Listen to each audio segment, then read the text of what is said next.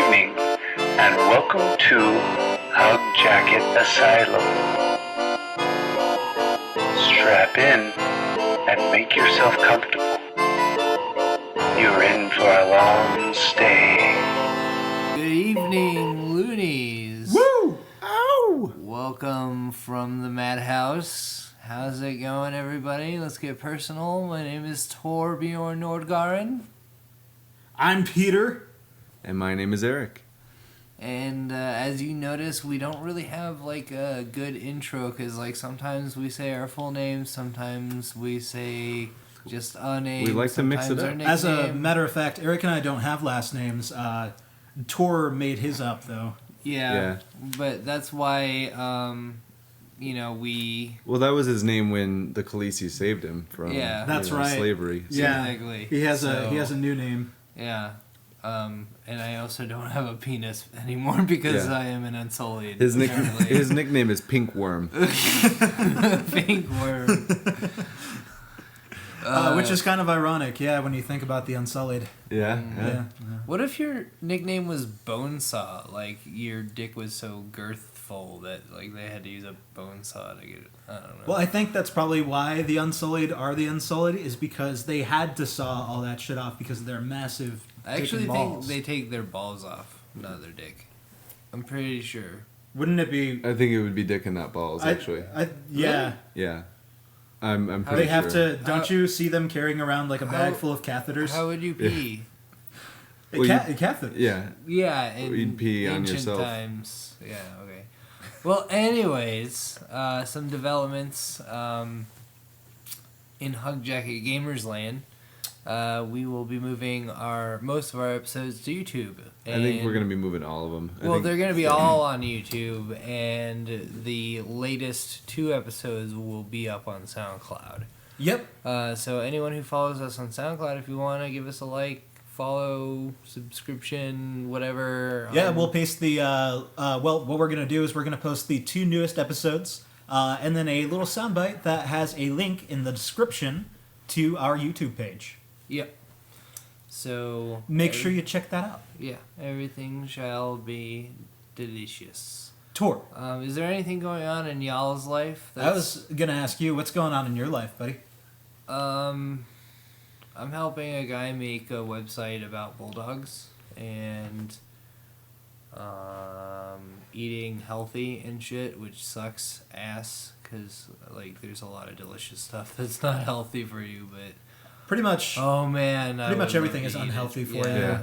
I have Yeah. a sack of chocolate cake right there. You should Yeah. just stop Is eating. that what you were eating last night? Was chocolate cake? Yes. I thought you were eating like a Chinese like meal or something. And Hey, Eric, he was like fucking spooning like heaps and chunks of chocolate cake in his fucking mouth last night. Jeez. I can't gain any weight, all right? I'm trying. Eric, can you share some of that food? If you want the rest of that chocolate cake, you can. There's two containers of chocolate cake in there. Well, actually, I wasn't asking What? for... How did you get so much chocolate? Okay, did you have like a private dining party and they were just like, we can't? No, well, I bought one of them, and then, actually, I was going to buy one of them, and then my manager, nicely enough, bought it for me, and then there was a private dining party that, like, had a birthday or whatever, and they brought their own cake, and so there was a bunch left over, and I was just like, fuck it, I'll take it. Oh, yeah. By the way, Eric works for a popular Asian, is it fusion restaurant? Yeah. Yeah. P.F. Chang's, so. What? You could actually... I thought we'd get in trouble for that. Name dropping? I Yeah. don't think so. I don't think that matters. I mean, like Eric might get in trouble for it, but not Well, us. don't get me in trouble, people. Thank you. Don't tell anyone at PF Chang's about this podcast. Tell everybody at P.F. Chang's that we only say good things about P.F. It's Chang's. Chang's Well, spelled that with a is Z. true. So, Yeah, it's It the is- off-brand it of is P.F. true. Chang's. PF Chang's is delicious. so I can name drop that place. Yeah, cool. Well, Peter, what have you been up to? I got a promotion at work. I'm an account manager for a popular credit card company that's not as popular as all the rest of them, but it's working on it. It's called Discover. Yes, it is With a called Z. Discover, and it's an excellent company to work for. I'm very happy, and I'm very happy about my promotion too. Things are looking up. I'm currently doing way better in life than I've ever had in previous years, and I used to work 2 jobs. That's rocking, man. Yeah. I have. I don't have a job, which should clue you into the color of my skin. White? Yeah. You racist bastards. Anyway, All you white people always living off disability, living off the government. so I've been steadily getting Tor and my girlfriend, helping them get caught up in Game of Thrones, which we are all now on season 5, episode 2 of, and it's like that's one of my favorite anything like stories or existing like universes. I want to see to date. FromSoft make a Game of Thrones game. FromSoft. FromSoft, make a Game of Thrones game. Well, I really want to play that Telltale Game of game. Thrones game. I heard that FromSoft game. I heard that the FromSoft Telltale game is not actually all that great, and that a lot of the Game of Thrones character animations just look kind of weird, like aliens. That's a But bummer. it's just Telltale Games style. yeah. Yeah. Well, I'm looking forward to that. But I also bought season 4 and season 3 on Blu-ray. Awesome. So I've actually contributed to HBO at this point. Uh-huh. I figured it was only fair after everything they've done for me. After everything that they've accidentally leaked for you. Yeah, pretty much. Plus, I just wanted they have like lore, histories and lore like segments on them, and then they have commentary, obviously, on all the episodes. So I was like, yeah, Oh, wow, yeah, so it's totally worth it. like I need to get into that. For, you know what I mean? Yeah. Yeah, Loonies, I want to let you know, anytime that you love something, don't be embarrassed to go out all out on it, because I had no idea that the Blu-rays for Game of Thrones had all that extra info. There's like crazy. There's tons more even. And actually, it's funny because there's like a blooper reel, and I was watching it, the season 4 blooper reel or whatever, and it's just funny. It's like it's hard to laugh because it's like these are like so serious characters. You know what I mean? Yeah, Like, very serious scenes. Yeah, and they're just like cracking up or like making a joke or saying like booger fart or something like that. And it's like, wait, you can't say that. You're Jamie Lannister. Right. Shut up, Jamie. But yeah, it's been pretty fun. Reliving. Yeah, that's pretty much what's been going on in our lives. Tell us what's going on in your lives. Yeah. After in the podcast, comments. though. Yeah. And not personally, just like in a comment or something. Yeah. Well, no, that's personally because we'll read it, But like, don't come to my house and like be like, yo. But We don't want to see you. So, anyways, we're moving on to our next segment, which we call rumors from the radio, mainly because we do at this point in time, we do minimal amount of research. I mean, we've got links now in our document, which is pretty awesome, and like. And for those who don't know, lynx is a type of cat. Yes. It's a large cat. Yeah, We actually have large cats in the document and that are running around with sandwich boards on them. that have information about what we're talking about. Yeah. Yeah, it's kind of difficult though, because the sandwich boards have different information on either side. So if a lynx is not actually in the correct position, then we have to risk getting mauled by picking them up and flipping them over to the other side. And they also never sit still, so it's hard to read. Yeah, they're sometimes always you just licking throw themselves. a rock at them, but then if you throw a rock at them, they'll eat you too. So, but anyways, the first rumor Bad that we investment. have is actually not a rumor. We just call them rumors. Yeah, I mean, maybe it is a rumor because who knows if this is actually true because We haven't tested it out we yet. haven't tested it out ourselves, but most people have confirmed that Bloodborne loading screens 5 to 15 seconds shorter depending on the area you're loading. And Tor was telling me about this the other day when we were writing up our outline for today's episode, but I thought when he said 5 to 15 seconds, that's all he said. And I was like, what? 5 to 15 seconds? That's amazing. That's what they should be, is 5 to 15 That'd be seconds. great. How long are they actually? About 30 seconds. About 30 seconds? Now- To a Okay. minute, yeah. Well, yeah, like now they're about 30 seconds generally, but it was like 45 seconds to a minute beforehand. Enough time to like flip through like 4 Instagram, Yeah, like I mean, profiles like- or something. Right, and if Yeah. you've already got like a boner going, then you could just some Squeeze of the one out, most yeah. Squeeze it talented out. artists, Especially with could how have- much you die. Yeah, exactly. I mean, but the other thing too is so you don't have to be distracted by Instagram or your boners. Is they added item descriptions Or to, girl boners. to the yeah. But anyways, they added item descriptions to the loading screen, so now you actually have something to read.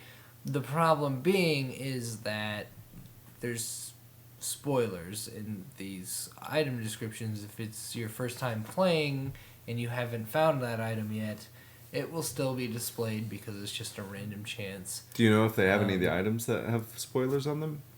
All of In the items have loading? spoilers. No, I mean like in the loading screens. Do you know if they have those items specifically? Yeah, I was Display? watching a streamer and he was like, "Oh, I haven't gotten to this place," and he had gotten like a 3/3 umbilical cord, and he had just started playing the game, and like that's a very important item. I'm sorry if I spoiled that for anybody, but that item popped up on screen. One of them, and it has all the lore from that item. Oh, okay. And Huh. it's unfortunate because like if you're playing for your first time. Yeah. But it also could have just been linked to his account saying that, well, you've already gotten all these trophies, so you've already done all this stuff. So, Yeah, but we that's true. don't know that yet. We don't know the ins and outs of it because FromSoft never really officially was like, yeah, there's spoilers or there's not spoilers. But the general consensus is people have had things spoiled because of these loading screens, which, to be honest, is not a bad thing. Yeah. Because for the most part, you are not going to actually, like, you really just want to play the game. And if you're dying all the time, what a perfect time to read the item descriptions. Like, Right. Pretty and much, get the yeah. lore, like, Yeah, definitely.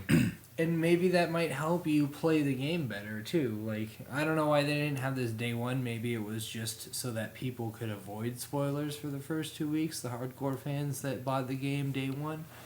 But I mean, it seems like they added in pretty easily. So I think Oh, go ahead. I think what we could say, definitively is that, a month after release, you really should still just be playing Bloodborne. I'm still playing the game. I haven't beaten it. I know it happens at the end of the game, unfortunately, because the internet. But Because you like to watch Let's Plays. well, yeah, and I just like And you I don't can't know. stop yourself. yeah. Couldn't stop yourself, Tor. Now it's spoiled. All right, I'm sorry, I nickname bro, but I really, really, really enjoy your Let's Play. And I'm bad He's at sorry for Bloodborne. enjoying it. Yeah. What were you saying, Peter? Oh, I was going to say, well, now that people that play Bloodborne, like, let's say that their item descriptions, let's say that it's got to be limited. It's got to be limited to a certain amount. For It's the loading every screen. item in the game. Every item in the game? It's just a random chance. So how long do you think people will play the game? Because you're going to die often, and you're going to see loading screens often. Am I correct? Yeah. So I mean, say that somebody gets through all of the item descriptions, and they're bored of reading the same item descriptions over and over from dying. What can we suggest that they do with the shorter load time now? Like, I don't is know. there's Go- not enough time to check for Instagram? Go back to whatever jerky offy thing you were doing beforehand when the loading screens were long and hard. But they don't have enough time, Tor. I would suggest that you just be patient and stop being an impatient fuck. Call your mother and tell her that you love her.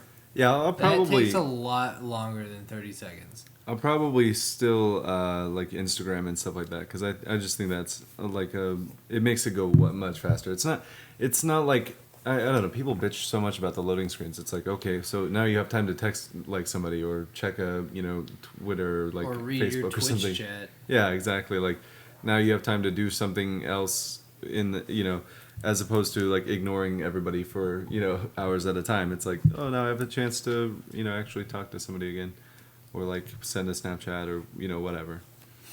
And now there's just more stuff you can read things right. too. Yeah. Yeah.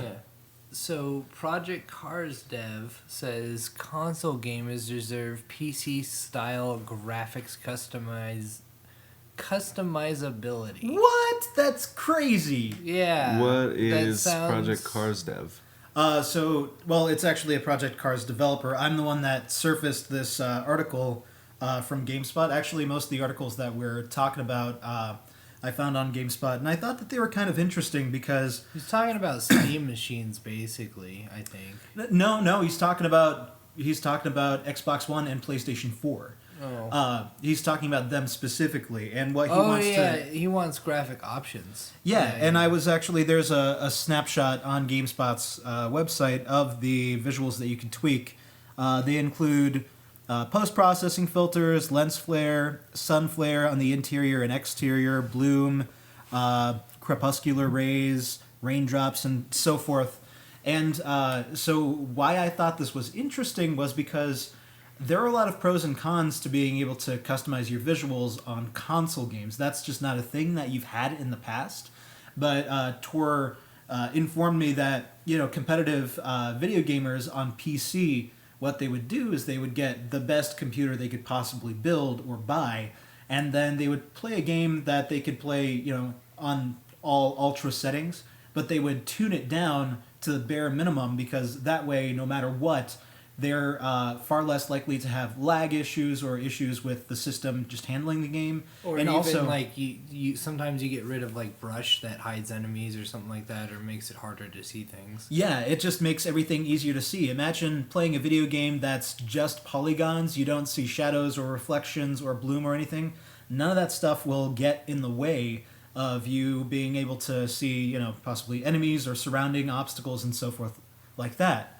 So what I took away from this, or at least what I thought was an interesting point of discussion, was to see whether you guys think that this kind of closes the gap between consoles and PC games, because customizability has always been a staple of PC gaming, and consoles have always been rigid and unmovable. Like, you can't customize them much at all. So does this in a way kind of make consoles less their own thing and more like PCs? And since PCs can be a lot more powerful than consoles, does it also kind of devalue consoles as a result? I don't know. I think that developers should do whatever the fuck they want with their console games, mainly because the main point of developing for a console is that you balance the game for the console that you're putting it on, so that you're not getting stutter issues. I mean, Dark Souls had horrible problems in a certain Blight town that constantly gave you like frame rate drops and stuff, and it was on a console. They could have added options, but the PC port wasn't that great. I'm not bashing FromSoft. It's just that that is their job, is to make sure that the game runs well and smoothly on the console from start to finish. If they want to add settings so that people can make the game look less pretty but run smoother, great. But don't make it so that if you have it on full settings, the game runs like shit. Yeah, we definitely don't want this to be an excuse for developers to ship broken games, like games that aren't optimized for a console. They're like, yeah, just go to the settings and tune it down. It's like, what the fuck? Yeah. If you're putting out a console to come game out of the box being able to be played. The whole Optimized, reason yeah. why you would maybe turn the graphics down is because you want to run it at 60 FPS rather than 30, but the developer locked it at 30 at full graphics. Yeah. But maybe you can knock it down and run it at 60 FPS. That would be cool. I mean, Just to have an option to run it at 60 FPS, and then at that point in time, it's your responsibility to make it run. Right. And also, on top of that, a lot of these next-gen games, or at least current-gen games now, games like Assassin's Creed Unity, Destiny, and Titanfall and so forth, like they all had so many issues with them, and they're not any good. So anything that will... I like the idea of being able to customize your graphical settings on a console, but at the same time, I'm really, really afraid that game devs will use it if it becomes widespread, like just a trend, that devs will use it as an excuse to ship games that just aren't optimized. Right.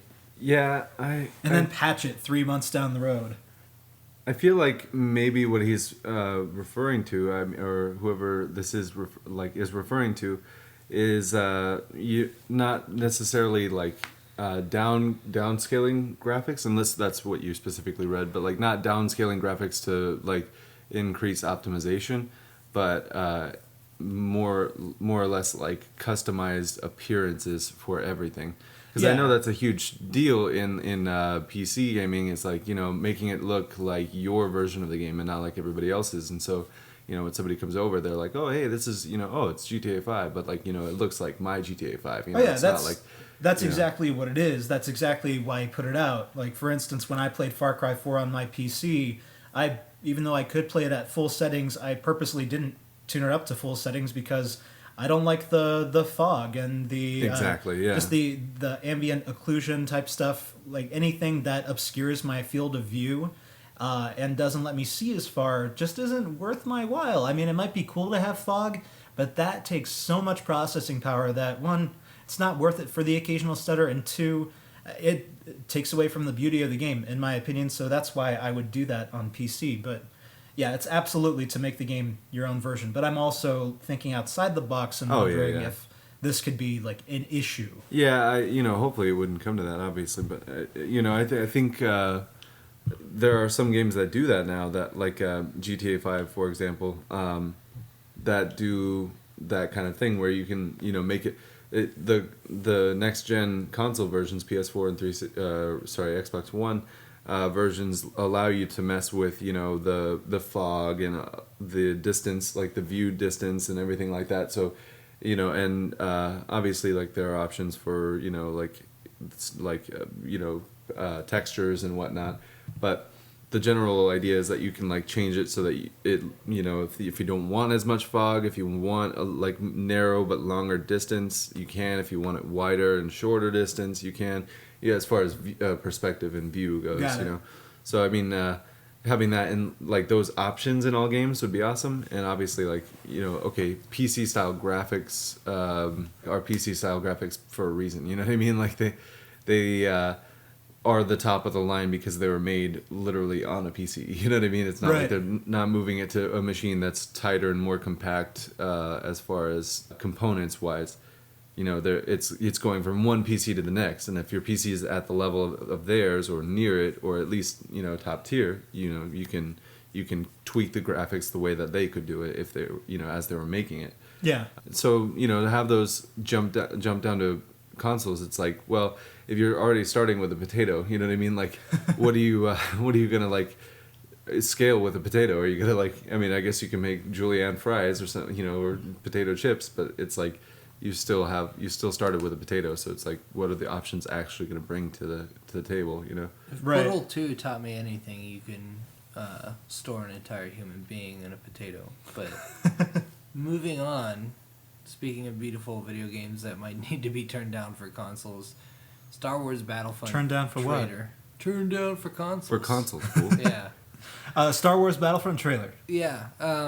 In-game, in-trailer footage looks pretty fucking awesome. Looks really beautiful. I don't think it'll look that great on consoles.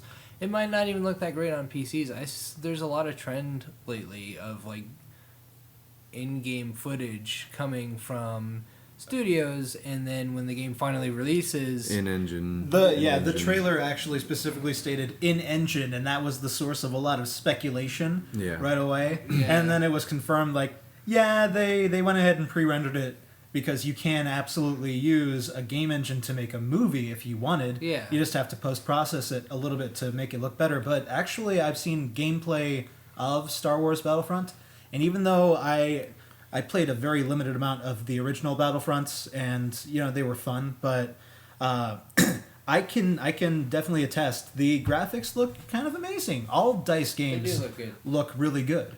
That's just been a trend, though. You know, you see even like gameplay footage. I think it was, what was the game where you were the hacker?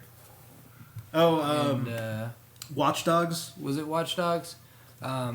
Apparently, people were complaining that like Watch Dogs, the in-game footage that they saw at E3 and beforehand, was not nearly as good as the in-game footage, like the in-game graphic settings on any platform that it came out on. And the graphics got dumbed down. Even GTA had a problem recently with the next gen version, where apparently like some settings got turned off in a patch, and the graphics got worse since day one. And Yeah. somebody came and showed like day one footage of the train tracks and now footage of the train tracks. It's very obvious that the graphics have gone down, but apparently that was a mistake. But yeah, I mean, graphics, I don't know. That's why I don't give a shit about graphics. Because, like, if I did, I wouldn't sit there fucking, like, flipping out over, like, oh my god, these train tracks don't look as cool as they did They're not as train 3 tracky weeks anymore. ago. Yeah. They're more like train sticks. Well, how about gameplay then? Did you guys play the original Battlefront games? Yeah, absolutely. I didn't Yeah. play them as much as he did, but I remember playing them, and I also never had a good internet connection for my consoles, so I never got the joy of playing online on Well- either of them. All right, so Eric, you tell us about how good the originals were, and then what hopes you have for the new one. So I never played the second one. I do remember being excited for it and wanting to get it, and I don't think I ever got around to it. But I remember the cool thing about it was that they added like Jedi's, and they added like Jedi and Sith, and like basically like heroes. You know what I mean? You could be the peon or the hero or whatever. I don't know how they like implemented it or whatever, but that was like the cool draw of that one. It was like a kill streak reward type of thing. Probably, yeah. I imagine so. But the first one was awesome. It was great. It was a bunch of different maps, bunch of different like places from the movies that you could go and see, and then a few like that weren't actually in the movies, or they were like on the same planet, but not in the same area. But you basically take the role of like some nameless soldier, kind of like in a Battlefield game, and you're fighting these battles that actually took place in either the movies or like somewhere behind the scenes that like led up to the events in the movies. And you could pilot basically everything. You could squad up and like take out objectives with buddies and teammates. And there were a lot of bots, and the bots were actually pretty good. I remember they were significantly easier than human players, but it's still like they made for a good gameplay. And it was a lot of fun. It was like obviously like a Battlefield game, but it's Star Wars and it's cool, and there's lasers going everywhere, and you could either be droids or like there were different, like you could pick different classes of droids, different like you could be like the battle droid, or the at times you could be like the what are the destroyer droids? The roly Yeah, the roly droids? ones. Yeah, those Yeah. were sick. Like those were so cool. You could like roll in. They were so hard to use. They were slow and clunky. But when you're rolling around, it's like you're zipping through everything, and then you stop and you're like da, da, da, da, da, da, like it was really cool. I've got a quote from Jesper Nielsen, an assistant producer from DICE. And, here's one thing that people were talking about when they found out that DICE was making Battlefront is, it's just going to be a Battlefield reskin, which is literally what I thought when I first found out about it. But he actually has a quote here that I'm going to read, also from the GameSpot article. I simply don't get the Battlefield reskin comment. From what we've shown, in what ways does it look like Battlefield? Are you seeing tanks, lots of destruction, etc.? This will not feel like or play like Battlefield. That's never been our intention. And to some extent, all shooters are similar. Heck, to some extent, all games are similar. To my mom, all games are probably more or less the same, right? So it always depends on the person looking at it. I'm pretty sure a hardcore Counter-Strike player would say the differences between Counter-Strike and Battlefield or Halo or Call of Duty are like day and night. It's always about the lens you use, how far you zoom in. To some people, the details matter less. To others, they matter more. And so what I really think that there is to look forward to with Star Wars Battlefront, for me personally, because I never played the original games, but I have played a shitload of Battlefield, is just to see how different the experience would be between Battlefront and Battlefield. Because they have a whole new world, a bunch of lore to work with, different game mechanics. For one, they're not aiming down sights, I believe. That's not a thing. You have the choice between first and third person. Is that correct? Do you guys know about that? You did in Battlefront. Okay. In the first one. All right, so like maybe they'll bring that back. Just little things like that, which, like Nielsen was saying, that makes all the difference for actual players of the game. But outside onlookers might be like, this is just the same I thing. wouldn't give a shit if it was a Battlefield reskin. Yeah, me neither. It'd still be awesome. Yeah, it I would mean, still be you awesome. Can't really go wrong there. So, Battlefield is my favorite first-person shooter. Speaking of first-person shooters, though, and it's kind of a first-person shooter RPG, Deus Ex: Mankind Divided. Now that looks pretty dope, although I haven't played any of the Deus Ex games. Yeah, the trailer looked dope as fuck, but I have no idea what is going on. I so mean, I love robots, I love androids, I love augmentation, I love guys smoking a cigarette with a robot hand. Like, I yeah. love all those things. And just as with the last thing, we kind of have to defer to Eric's expertise once he's finished typing this text message. Yeah, sorry, no. Yeah, so, okay, Deus Ex, the very first Deus Ex was like this crazy open world first-person RPG, first-person shooter RPG, where it's super cyberpunk themed. You go around, you can either take the stealth route and, no kills or whatever if you want, or you can, you basically play it how you want. It was kind of like if you, like Fallout or something like that, right? But like more cyberpunk, more espionage, more like, backstabbing and all that sort of crazy cool stuff.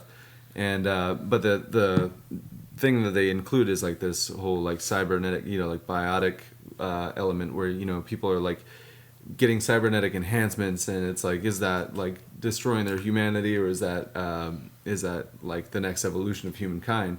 And so then there was Invisible War that came out. I only played a little bit of it, and I don't remember much, but I remember having fun, and a whole lot of people shit talked that game, but I was like, I was like 12 or 13, and I'd already played Deus Ex, and I remember that being super awesome, and so I tried it out, and I thought it was fun. And then Human Revolution came around, and that was Eidos coming back, and then they were mixing it up with Square Enix, which like added this whole other element of like, oh man, this is going to be a really cool game.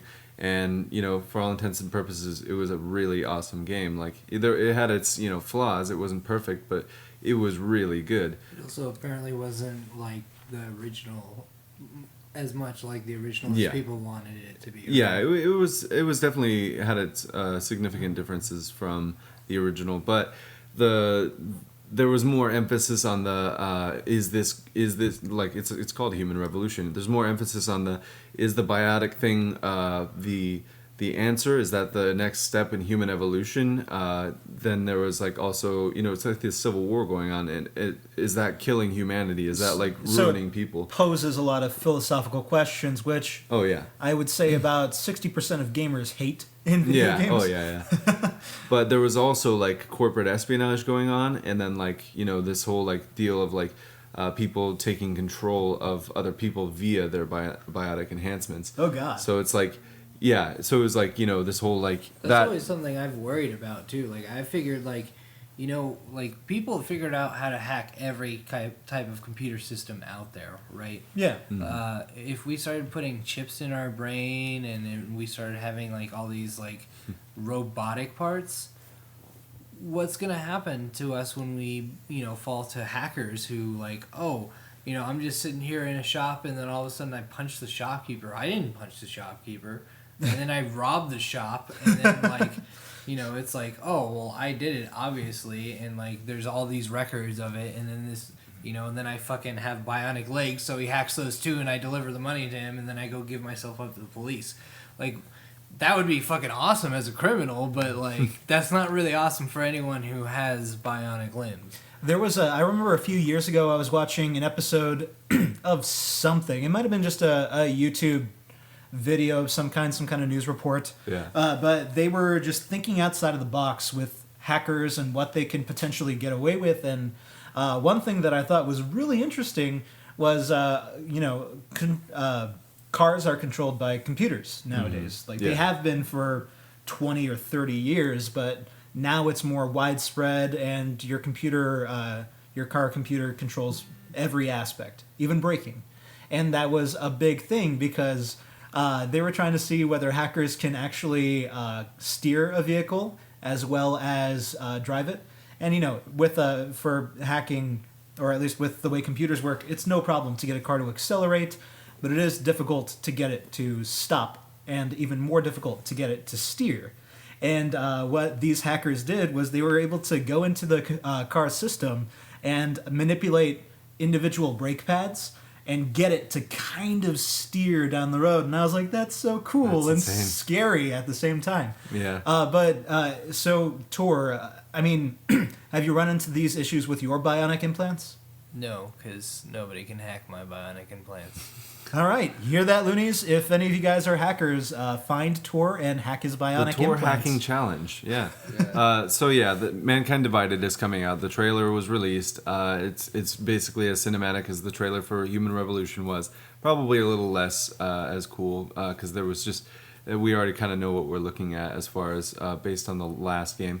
And then it's basically I guess going to take place after the events of Human Revolution, which will be strange because there were 3 optional endings of the first game, so I wonder if that's going to play in at all or like somehow. Yeah. And they were actually like Sure, there's one canon ending. maybe, yeah. Granted, like there, it did have like the fault of like being 3 optional endings at the very end of the game where nothing you did actually like played, not nothing you did played into them, but you could just choose at that point to what ending it would be. But I think they did a really good job by fleshing out each of those stories because I picked one and then I went through and watched the other 2. Obviously, I didn't want to like go back and do all that shit, but. Lazy. Yeah, but seeing all 3 of those endings, it's like they all had very, very different consequences. It's like you could choose to support like the biotic movement, you could choose to not play a part in it, or you could choose to support humans and like depreciate the value of like biotic enhancements and stuff. So each of those had like a really, really cool ramification. And I just remember, spoiler alert, there's one that has basically, like at the end of it, it shows a fetus with a biotic spine. What? I know, and I was like, that is so sick. Fetus doesn't need a biotic. It's got stem cells, I know. What the fudge? It was Well, cool, though. It was Something interesting I saw in the trailer was that the hero of the story. His attacked- sunglasses. cool. Adam Jensen. His sunglasses don't touch his ears. They just float there on his face. They're in his skin, actually. They're biotic implants. What the fuck? Yeah. But he goes to this meeting where this guy is talking about like, a revolution against those who are trying to oppress the people with all these implants, and he attacks the leader, and the leader's like, "This should be your fight too, brother," which kind of leads into the title of it, Mankind Divided. Yeah. Yep. So, I mean, it seems like there's a lot of strife going on in the world. The next thing that's awesome, the last rumor, is Gmod creator, that's Gary's mod creator, anyone who doesn't know what Gmod is, he talks about mod pricing and game extras on economy, mainly, I believe, because of he commented on this because of Valve's recent decision to take 75% of any mods that are sold on the marketplace for Skyrim, which is the first game, I believe, to have... They launched it on Thursday, and they're going to be announcing other games that they'll support this economy with in the near future. Yeah. Well, and it's a huge shit show, too, because everyone's like, well, Gary's mod started out as a free mod, and then he started charging for it. I don't know if any of you guys remember this. Gary didn't start charging for Gary's mod until, like, Gary's mod 9 or 10, and at that point in time, it had its own mods for it. On top of that, it was a fully fleshed out game. Right. The reason why, and on top of that, Gary wouldn't have been able to continue making the game if people hadn't started buying it, and it was a popular game. Well, I wanted to let you guys know that this is another GameSpot article, and it does that really stupid bullshit media thing where the title of the article says, Gary's mod creator responds to Steam's paid mods program, and then there's a quote right underneath that in the subtitle that says, find a way to pirate them. That is so misleading. Gary's mod creator, Gary Newman, actually talks a little bit about his experience with modding as well as where it's led him now. Basically, it was initially free, and then he warmed up to the idea of it costing money to download Gary's mod because, well, let me read his quote. There's a lot of craziness about paid mods, and a lot of people who don't know how they feel. It's probably no big surprise that I'm all for it. I sold a mod once, and everybody was angry that it was happening until it happened, and then they got a much better product than they'd have gotten when it was released for free. And then they seemed to calm down a bit. Gary's mod has given me a career for 10 years. It's bought me 2 houses, a bunch of cards, and me personally, 2 cars. And me personally, I think that this is the most important part. It's created a company that has hired 30 plus people. I'm not sure if it's 30 plus people in those 10 years or if it's 30 plus people at the moment, but just think about that. This is a person who's just modded for fun, just for his enjoyment of the Half-Life source engine. And then he made a mod for it, he started selling it, and as a result of it costing money, people who were serious about modding, not just people who dicked around with it, but people who were serious about modding ended up coming up with great products, like higher quality things, just because it cost a little bit of cash to get into it. And then after that, he goes on to say, and this corrects the stupid-ass fucking subtitle quote where it says he recommends that you pirate them. Basically, nobody is forcing players to pay for mods that they don't want. And Gary Newman says that the market will balance out because people's demands are going to be met. Right now, the mods might be a little overpriced, or Yeah, the mods. well, I mean, like when you pay $30 for an Apple mod. Yeah, yeah, the mods might be a little overpriced, or the mods might not be as good a quality as you'd expect for the price. He says that if people don't buy that shit, then they're going to start offering, or other modders are going to start offering the same thing for a cheaper price. And therefore, over time, the market will stabilize and it'll become a good thing. And you'll get good quality products for good prices. And to correct that above quote, after making that statement about the economy balancing itself out, he says, so find a way to pirate them. That's what we all did when we were kids with no money. Valve's job is to make it more convenient for you not to pirate stuff.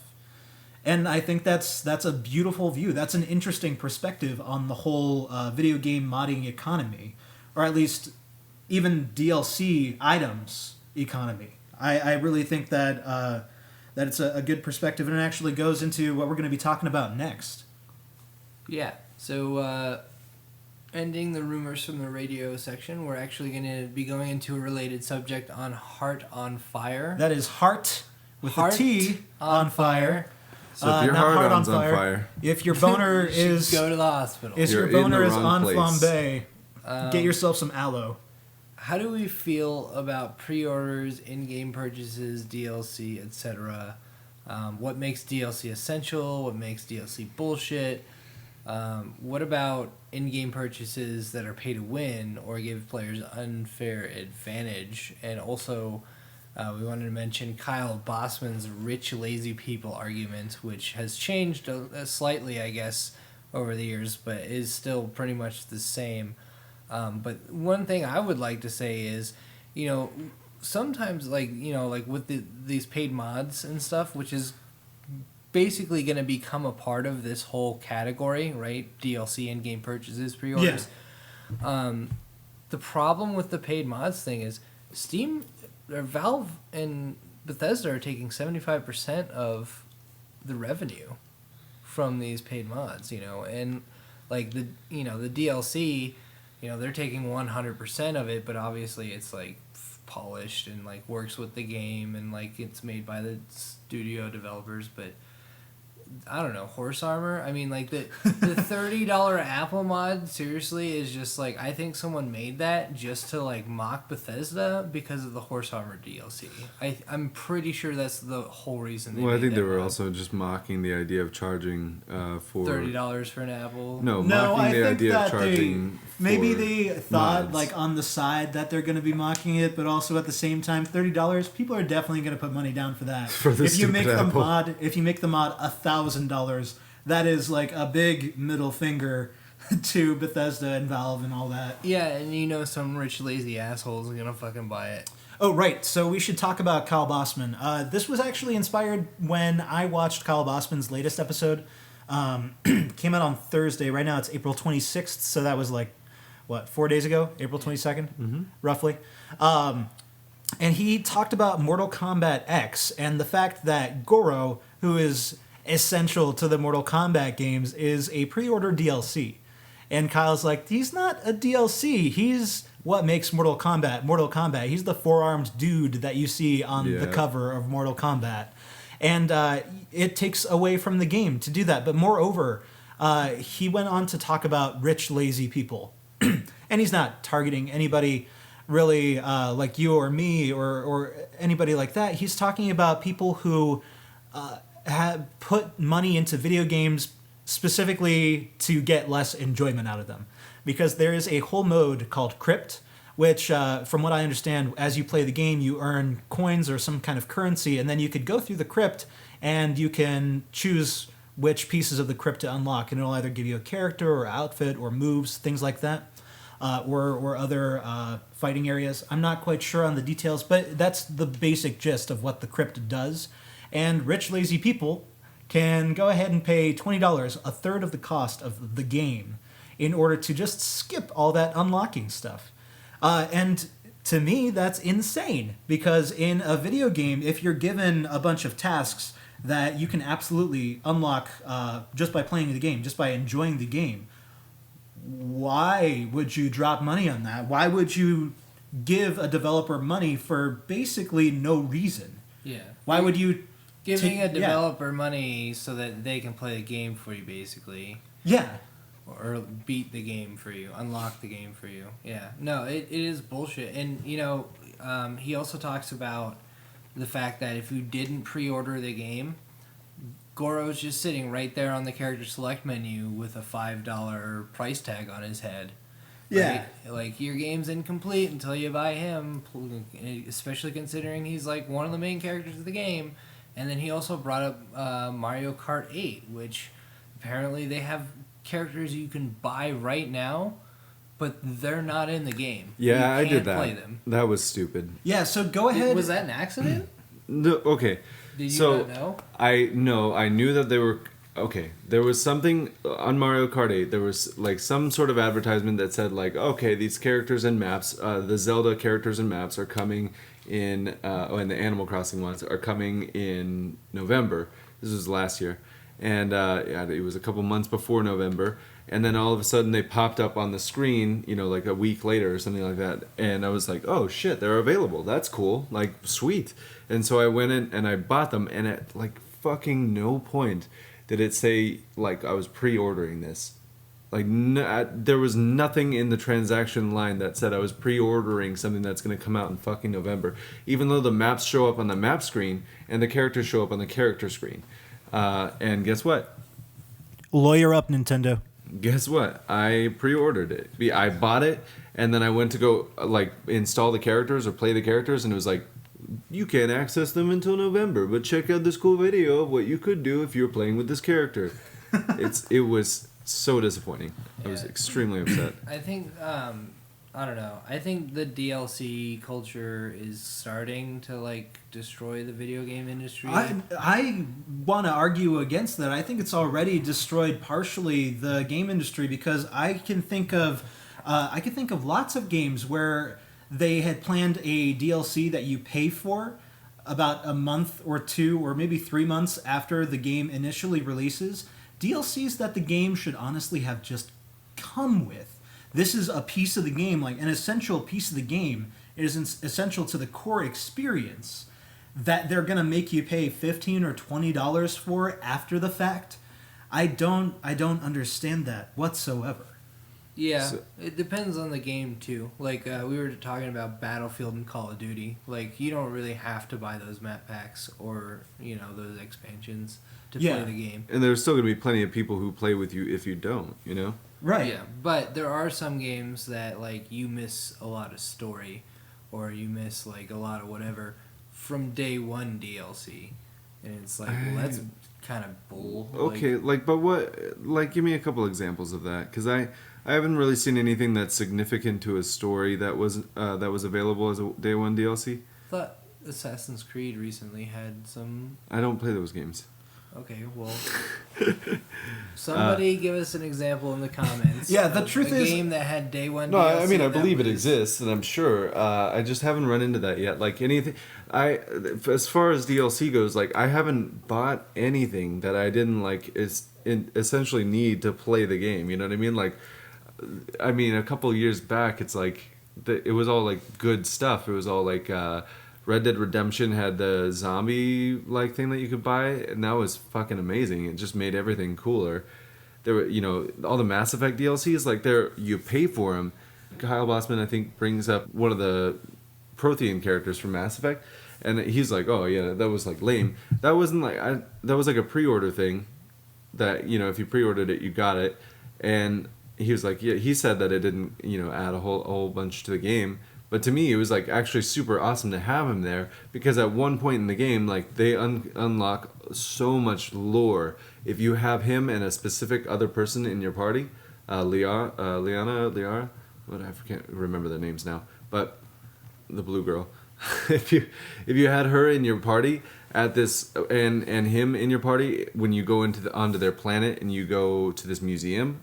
She says stuff about like, oh, this is like, this is when we established like civilization through this and this and this, and there's like a sculpture in front of you, and then the guy's like, well, actually, my people did this, and you're wrong. Like everything, he just basically berates her entire people's history by saying that they were behind the scenes doing everything for them, and it's pretty awesome. And it's like you don't get that cool like deep lore like insight without him, and So isn't that an example of Yeah, DLC that is essential? it's not essential, but I mean, it's not like You don't- useless, right? Yeah, you don't get that. You miss out on that storyline. What my main guff with day one DLC or DLC that completes the game after the fact is just that you are already paying $60 for a video game. I know that me personally, I don't have a next gen console yet. I'm still trying to get financially to a place where I can afford that.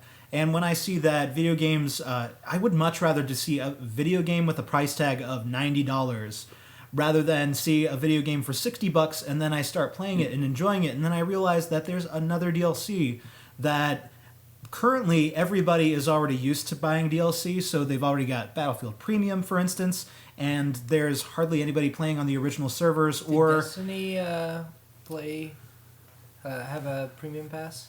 I can't recall, but honestly, also with Destiny, I mean, how many people played through that game, got to the top level, and then they're like, well, now what do we do?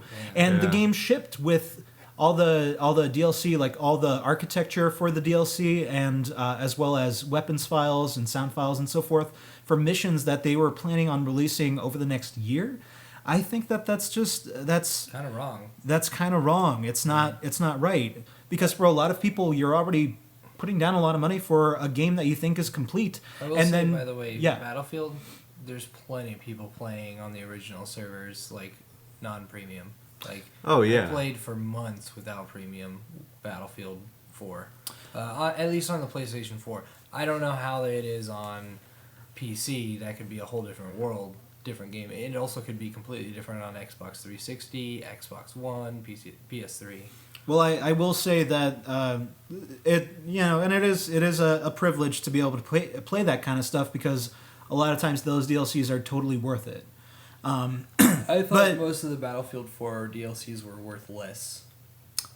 Well, but what I was saying was, let's say that you do boot up Battlefield 4, for instance, and you start playing on a server, and you don't read the details. You're just playing for fun. You just want to get into it real quickly. You don't realize that it's both original game maps as well as a bunch of premium maps. And you go into matchmaking and you play a couple of rounds on maps that you can play on, and then all of a sudden the server's moving to maps that you don't have.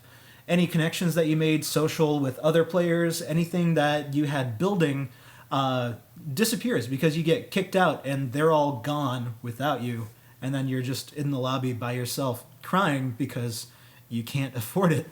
I guess a lot of my troubles with DLC stem from just the cost. Even and if you could afford it too, you can't yeah, buy it right then and there and play within the next 10 minutes. It's going to take forever. it's gonna take a Yeah. while and you'll lose your spot. Okay, so I mean, obviously, like we have some opinions about DLC, and I'm just curious as to. So I'm going to ask a question. I'll illustrate my point, and then I'll see what you guys think. Go for it. But okay, so if obviously DLC is kind of a problem at this point because it's tearing a lot of the industry in different directions, and it's not always fulfilling. Is there a world we can live in where DLC is good and is not just like expansions or anything like that, but like is there, you know, if it's in-game items or something like that, is there a world like what kind of like balance can we reach where that would be like a acceptable, where it's not like a problem anymore? And I would say that if we go back to the model we had, like, I don't know, you know, 4 or 5 years ago, like I was saying with Red Dead Redemption, where like, or you know, any of those games at that time, where it was like, okay, if you pre-order the game, it should be like a cool thing that you'd get like an in-game item or something like that. Something that would be cool to show that, you know, oh, hey, I pre-ordered this, I was excited about it, I put money down before the game came out, I helped support the game before it was even finished, and now I'm rewarded with this cool in-game item. Of course, I would like to see more like badass like statues and stuff. I'd rather have like 5 dragon statues from different, like 5 different games than in-game DLC. But I mean, if it adds just like items or cool, something like that, that'd be cool. And then if later down the line, when it came time, they added more story elements, and it was a fair price, like, you know, not like day one DLC extra story content. Like if it was, you know, a month after the game released, so everybody had time to play through it, and now they're ready, like the way Dark Souls does it, you know, then they release a big content patch with, you know, an actual extension to the game, and you, if you want to go back into that world and play it, you can buy it.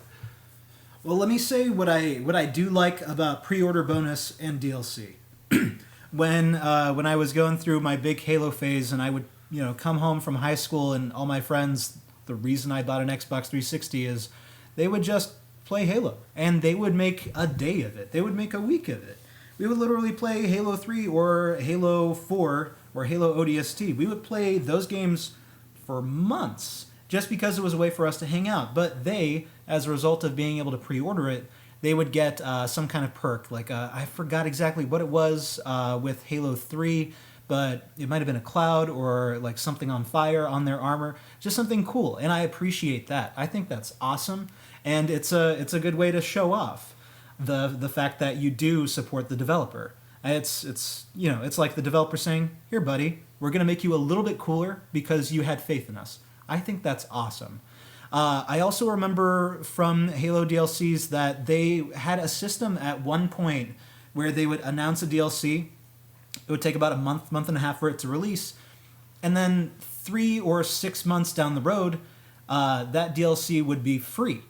Like, initially it would cost money, so the people that are hardcore gamers that play constantly, like, they would pressure their friends into playing it so that they could continue playing together.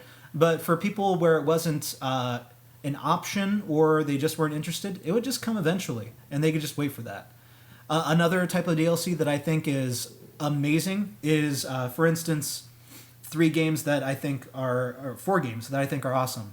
Portal 2, they had a free DLC, Map Creator, for PC. Mm-hmm. That still has tons of mods through the Steam Workshop, and all those puzzles are incredible. There's a steep learning curve whenever somebody mods a new sort of puzzle mechanic, but still, it gets your brain going, and that's the whole point of Portal 2. Another game, Dishonored. Dishonored by itself was not very good, in my opinion. I think it had a lot of cool mechanics, but the story was lacking, and then they released the Dunwall City Trials, and those had a small price tag to them, but they were totally worth it because they made the game 10 times better just by adding a character that had a voice and that had a story and a chip on his shoulder, Dowd. Another game, The Last of Us, when they released the DLC for The Last of Us following Ellie's storyline, I mean, you can argue that, I mean, a lot of people that love that game can argue that the narrative's over once you beat The Last of Us. But then there's also the untold story of Ellie, and that totally, if you play through it, it totally adds another facet to the story that you had no idea was there.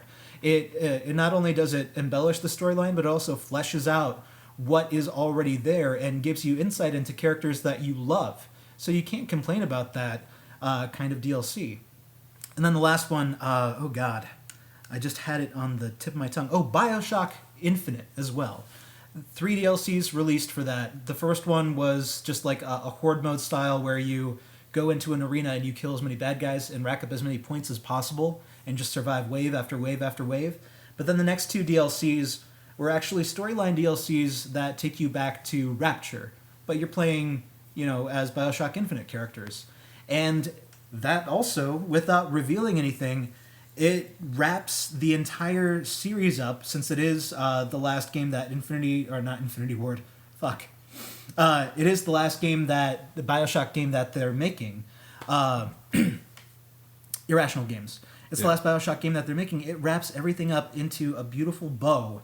And it also does the same thing that The Last of Us did. It adds character essential story development. It has a couple of new mechanics. And it lets you see the original game from a completely different perspective. Those are the kinds of DLCs that I love. But if it's map packs, I understand. But if it's something that is almost essential in order to enjoy the game, such as Battlefield Premium, like if you don't hop on that right away, then a lot of your friends are going to hop onto it right away, and you're going to get left behind.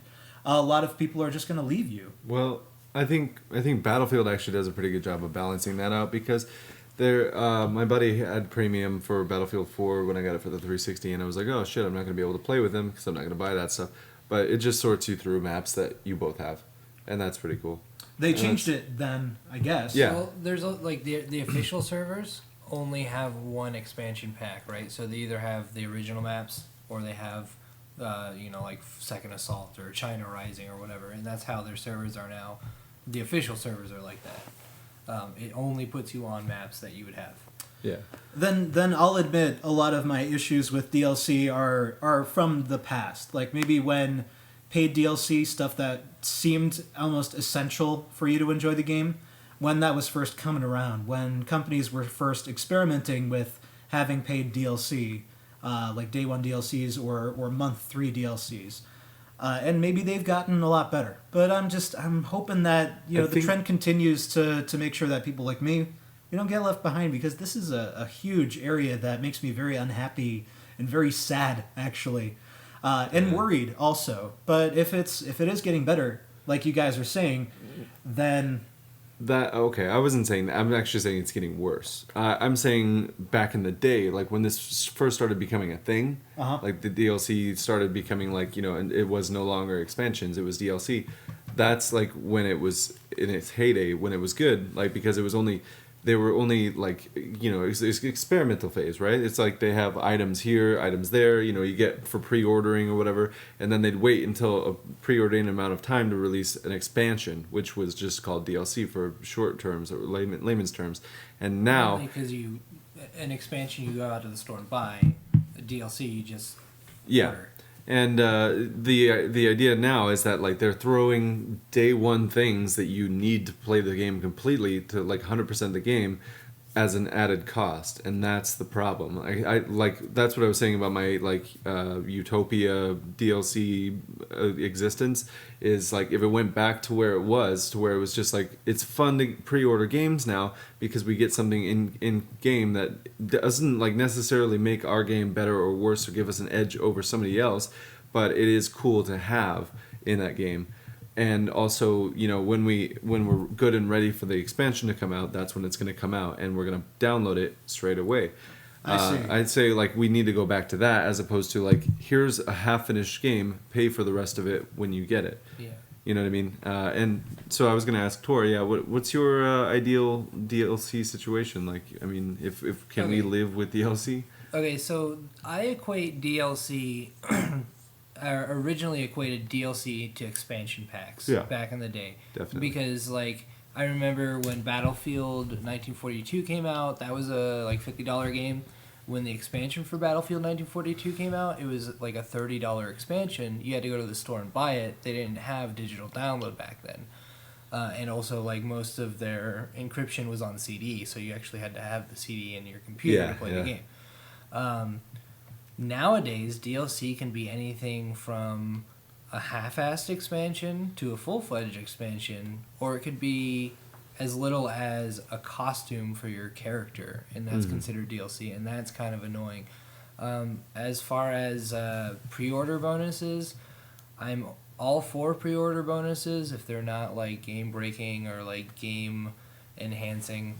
Like Dark Souls 2 really fucked that up. Well, see, I'm glad you brought that up because I pre-ordered Dark Souls 2 and I think we both did, right? And I then, didn't. Oh, well, I don't know, we played it at midnight or whatever.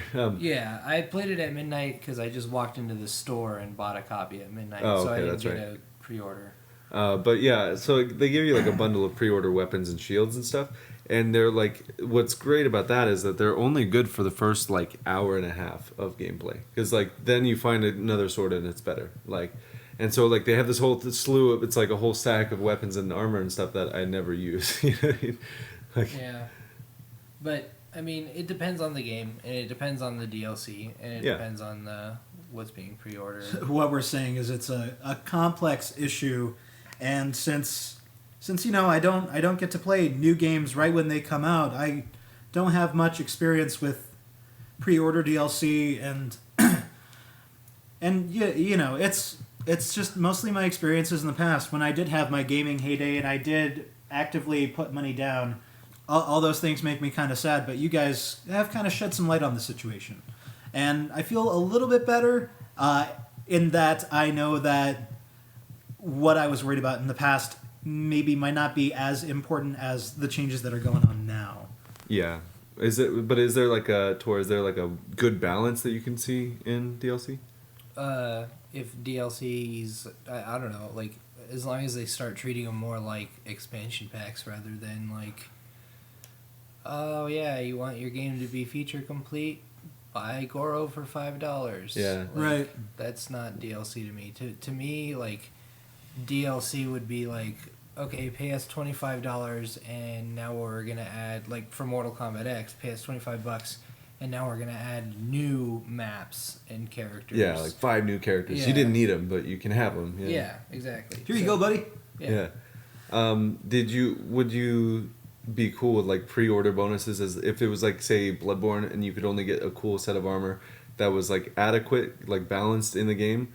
If you pre-ordered Bloodborne, like say you got like a clown costume or whatever, you know what I mean, and it's like balanced, well, would that I mean, be like, cool? so they could have done that with the game. There's like multiple versions of like the Yeah, student I'm just armor saying, and would stuff. you be cool with that? Yeah, mainly because it's just like kind of like a shiny thing, and it would Yeah. probably be like a special version of the hunter's garb or something. Yeah, like that's that. what I'm saying. Is more ornate or something, you know? But the problem I have though with pre-order bonuses in general is that you're not really supporting the development of the game. You're supporting the marketing team and Right. their ability to push the game, which could also be a good thing. But you're not really the game should be feature complete by the time that you're pre-ordering for pre-order bonuses. Yeah. Yeah. You're mainly just funding the marketing, which could be good because that means that they can play more commercials and reach more people and get more people to pre-order the game and And buy then the game. Spend And then- money and time on making those expansions. Yeah, or making a new game. I think FromSoft is one of the very few companies that does DLC correctly, and I've never got a DLC from FromSoft that wasn't that wasn't shit. That was shit. I've never gotten a shit DLC from FromSoft. Yeah. So we are running out of time here, guys. But we do want to recap. Thanks, give some shout outs. Recently, we were featured on the Gaming Lag podcast. That is at Gaming Lag with 2 G's. And they have a website as well. They featured us as we signed up for one of their programs called Gamers Support Gamers. So we're just giving you guys a shout out back. And shout out to Magnus Furcifer, who has also supported us He is still in contact and maybe one of our future guests on the show from across the seas.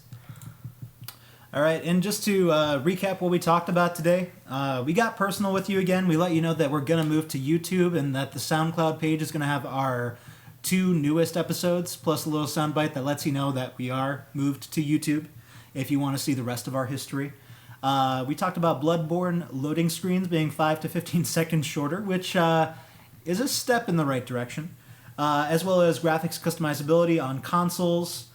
We also discussed a little bit about Star Wars Battlefront, Deus Ex, as well as leading into a long conversation about video game extras, economies, as well as DLC. Anything that you guys want to talk to us about or want us to discuss, go ahead and leave them in the comments. If you want just a shout out, go ahead and write something down. And tell us what you think about DLC and if there's a perfect balance that you could find in the gaming world of today. Yeah, keep it polite. You know, we like to think that we bring a balanced discussion, or at least we bring different perspectives, and we're not, pissed off or anything. I'm more disappointed and unhappy, like forlorn about the situation. But, you guys might have some better perspectives, so go ahead and let us know about them. All right, we'll see you guys next time. Bye. Now that wasn't too painful, was it? We'll see you again next week.